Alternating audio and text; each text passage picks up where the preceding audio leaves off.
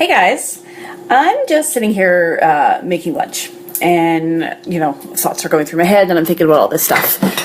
Sorry, you get to see it in my nose right now. So I posted earlier this morning, and I was talking about how I jumped on the scale because I wanted to kind of see how I was doing, and I was up 2 pounds. And if you saw my post this morning, kind of probably gonna have an idea of what I'm going to talk about, but I jumped on the scale, I saw I'd gone up 2 pounds, and I wanted to cry. My first thought was, oh my effing God, what do you mean I put on 2 pounds? I've spent the last 4 months, 5 months, losing 50 pounds, sharing my journey with everybody. What do you mean I'm going back up in numbers? So my first reaction was like, okay, I'm gonna go eat a bag of chips and be like, this sucks, I suck, failure. That would have been me about 4 or 5 months ago, even 6 months ago. But I'm not that person anymore. And I realized that there's more to it than just numbers on a scale. And, if you commented on my posts on Instagram or my personal page, a lot of you guys know this, but I think we still need to hear the message. We still need to remember that numbers on the scale, they don't always tell the whole story.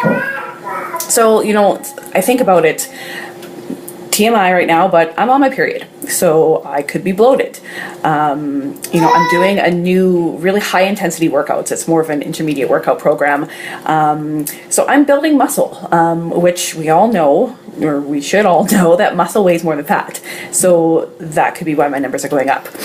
I'm looking at things like my pants are fitting better, my shirts are fitting better, I'm fitting into clothes that I never used to be able to fit into before, and my so-called skinny clothes are now starting to get big again. Thinking about who I used to be when my first thought was, I'm a failure, I'm going to just give up, and I'm going to go and scarf down a bag of chips and feed my emotions. That girl, and I don't think it's just me, I think everybody can relate to this, but we seem to think that we can let ourselves down, but when we have other people that we're accountable to, we don't want to let them down.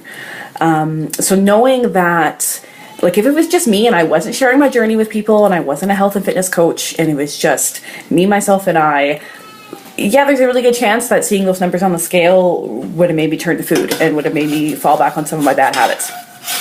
But knowing that I have clients, I have potential clients, I have followers, I have friends, I have family, I have all these people watching me on my journey and looking to me for inspiration and motivation, I need to be accountable to those people. I need to let people know that it's okay to have setbacks, and not to fall back into those unhealthy habits.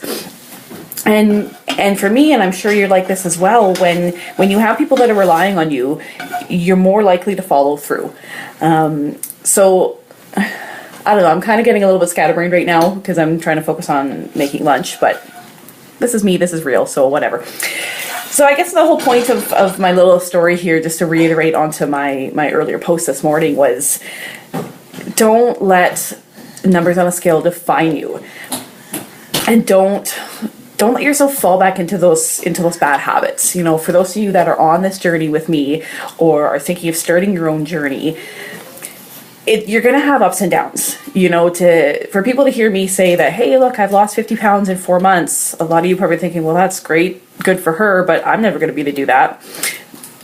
I want people to see that I'm human just like you, and I have those thoughts where when things don't go my way or I've had a bad day, I want to turn to my old unhealthy habits and I want to eat that bag of chips and eat my emotions. But I want people to know that it's okay to have those ups and downs, and it's okay to have those feelings as long as, oh look, I've got food on my ear now. It's okay to feel like that when you have those ups and downs, but you need to reach out to someone like I'm doing right now. I'm reaching out to people and saying, hey, I had these thoughts, I had these feelings, I'm accountable to you, but I want you guys to be accountable to me and help me not fall back into those bad habits and those unhealthy eating patterns. So yeah, I guess my point is just don't don't focus so much on the scale. Focus on how you're feeling, what you're thinking. And if you're finding that you're thinking those negative thoughts, then, you know, watch this video again, because you're a rock star and you can do it. Or reach out to someone. Doesn't have to be me. Could be your spouse, could be your mom, your dad, whoever, your sister. Just reach out to someone and say, hey, you know what? I'm trying to get myself back into healthy, whether it's mental health or nutrition or fitness, and I hit a stumbling block. Because asking for help doesn't mean that you're a failure.